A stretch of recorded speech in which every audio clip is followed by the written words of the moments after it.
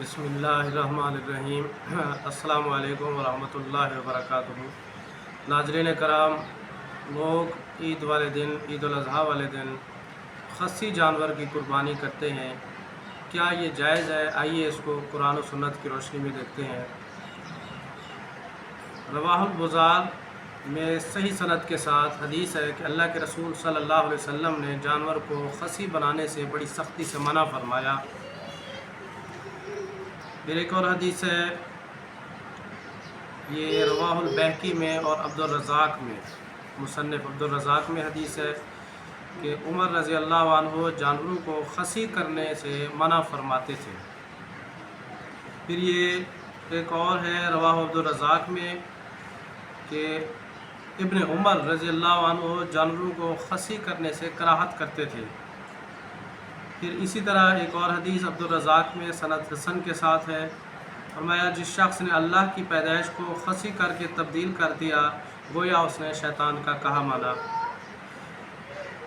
रवाहु इब्न माजा में हदीस है, अली रज़ी अल्लाह अन्हु से रिवायत है, फरमाया कि रसूलुल्लाह सल्लल्लाहु अलैहि वसल्लम ने मना फरमाया है कि ऐसे जानवर की कुर्बानी की जाए जिसका आगे से कान कटा हो या पीछे से कटा हो, या उसका कान फटा हो, या कान में सुराख हो, या उसका कोई उज़्व कटा हो, या सब आज़ा कटे हों। जब जानवर को जब जानवर को खसी किया जाता है तो उसके फोते जो है निकाल दिए जाते हैं, या उनको जो है ना दबाकर मसल दिया जाता है। तो ये काटना या मसल देना या निकाल देना के मुतरादिफ चीज़ है।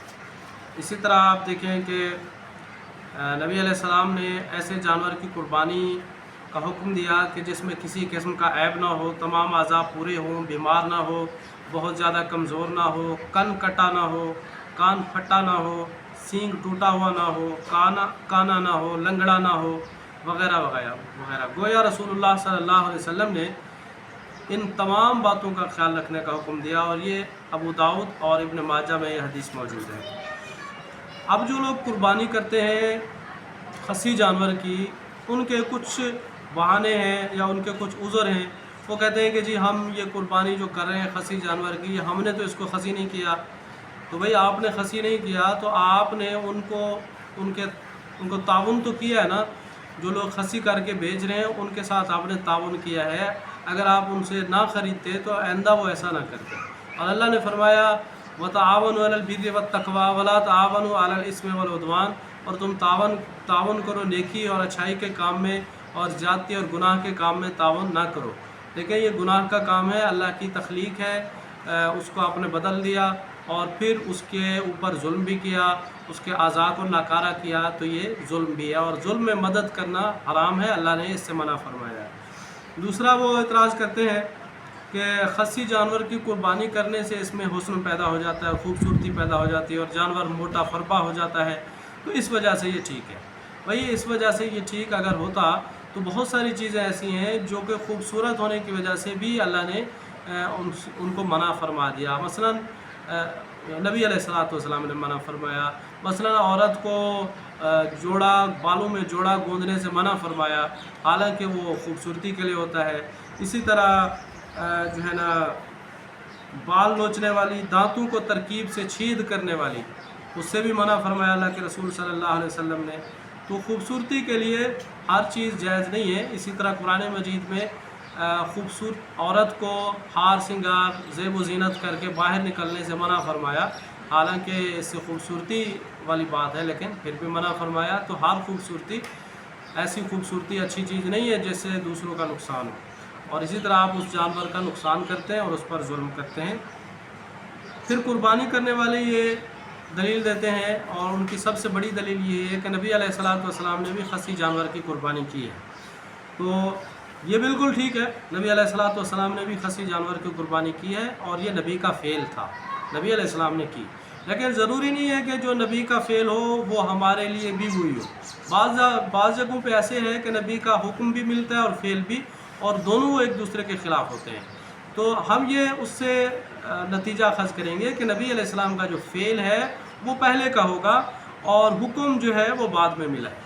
तो हर हवाले से हमें हुक्म को मुकद्दम रखना चाहिए, और ये अकीदा भी नहीं रखना चाहिए कि नबी अपने हुक्म के ख़िलाफ़ करता है। नबी अपने हुक्म के ख़िलाफ़ नहीं करता। اور اس سے ہمیں حکم ہی کے اوپر عمل کرنا ہوگا۔ قرآن مجید میں ہے سورہ حشر کی آیت 7 میں وما آتاکم الرسول فخذوہ وما نہاکم عنہ فانتہوا، اور رسول جو تمہیں دے اس کو لے لو اور جس سے منع کرے اس سے رک جاؤ۔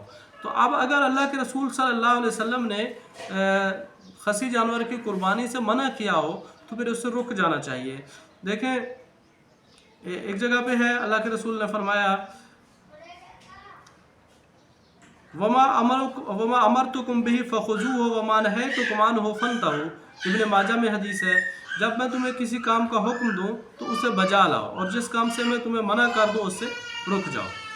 تو رسول اللہ صلی اللہ علیہ وسلم نے حکم دیا ہے کہ بے عیب جانور کی قربانی کرو اور خصی کرنے سے بھی منع فرما دیا۔ تو خصی کرنا، نامرد کرنا، یہ بہت بڑا عیب ہے۔ آپ انسانوں کے حوالے سے اس کو دیکھ لیں، آپ کتنا بڑا عیب سمجھتے ہیں کہ اگر کوئی جانور، کوئی انسان جو ہے نامرد ہو، اس کے فوتے نہ ہو، اس کے خصیے ناکارہ ہوں تو وہ نامرد ہوتا ہے اور اس کی معاشرے میں کوئی عزت نہیں ہوتی۔ ذرا غور کیجئے، یہ تو نہیں ہو سکتا کہ رسول اللہ صلی اللہ علیہ وسلم کسی کام سے منع کر دینے کے بعد خود ہی وہی کام کر لیا کرتے تھے، یا کسی کام کا حکم دینے کے بعد وہ خود ہی کام نہیں کرتے تھے۔ ایسی بات نہیں ہے۔ اللہ کے رسول صلی اللہ علیہ وسلم کے بارے میں ایسا خیال کرنا یا دوسروں کو ان کے بارے میں ایسا فتویٰ دینا ان کی شان میں سخت گستاخی ہے۔ رسول اللہ صلی اللہ علیہ وسلم ہی کیا کسی نبی کے بارے میں ایسا خیال کرنا بھی ایک بہت بری بات ہوگی۔ سورہ ہود میں ہے، شعیب علیہ السلام فرماتے ہیں وما اريد ان اخالفكم الى ما انهاكم عنه، فرمایا جس کام سے میں تمہیں روک رہا ہوں اس کام کو کر کے میں تمہاری مخالفت کرنے کا سوچ بھی نہیں سکتا۔ تو یہ نبیوں کی شان ہے کہ وہ اپنے حکم کے خلاف نہیں کرتے۔ رسول اللہ صلی اللہ علیہ وسلم کے بارے میں ہے، ابو ہریرہ رضی اللہ عنہ نے سوال کیا اے اللہ کے رسول میری ماں اور باپ آپ پر قربان، آپ تکبیر اور قرأت کے درمیان خاموش رہتے ہیں، آپ کیا پڑھتے ہیں؟ آپ نے فرمایا میں اللہم باعد بینی یہ پڑھتا ہوں۔ تو یہ اللہ کے رسول کا فعل تھا۔ رسول اللہ صلی اللہ علیہ وسلم فرماتے ہیں، یہ رواہ نسائی میں موجود ہے، نمازی اللہ عز و جل کی بڑائی بیان کرے، اس کی تعریف کرے، اس کی بزرگی بیان کرے، یعنی سبحانک اللہم پڑھے۔ یہ رسول اللہ صلی اللہ علیہ وسلم کا حکم ہے، تو امت اس حکم پر عمل کرے گی۔ ابن عباس رضی اللہ عنہ سے روایت ہے، یہ ہے رواہ ابو داؤد میں، کہ نبی علیہ السلام نے حسن اور حسین رضی اللہ عنہما کا عقیقہ ایک مینڈھے سے کیا، لیکن امت کو جو ہے یہ 2 مینڈھے کرنے کا، یعنی لڑکے کا عقیقہ کرنے کے لیے 2 مینڈھے کرنے کا حکم دیا ہے۔ تو حکم پر عمل ہوگا، حکم جو ہے اس کو مقدم رکھا جائے گا۔ اب یہ بات کہ نبی علیہ السلام جو ہے نا کیا صرف خصی جانور کی قربانی کی ہے نبی علیہ السلام نے؟ ایسی بات نہیں ہے۔ اللہ کے رسول صلی اللہ علیہ وسلم نے اگر کی تھی تو وہ حکم دینے سے پہلے کی تھی، اور بعد میں پھر اللہ کے رسول صلی اللہ علیہ وسلم نے خصی جانور کی قربانی نہیں کی۔ یہ دیکھیں حدیث ہے ابو داؤد میں کہ ابو سعید خدری رضی اللہ عنہ کہتے ہیں کہ رسول اللہ صلی اللہ علیہ وسلم نے سینگوں والے نر غیر خصی مینڈے کی قربانی کی، سینگوں والے نر غیر خصی مینڈے کی قربانی کی۔ یہ ابو داؤد میں اور ترمذی اور نسائی میں سند حسن کے ساتھ یہ حدیث موجود ہے۔ تو اس سے یہ ثابت ہوا کہ غیر خصی جانور کی قربانی نبی علیہ السلام سے ثابت ہے۔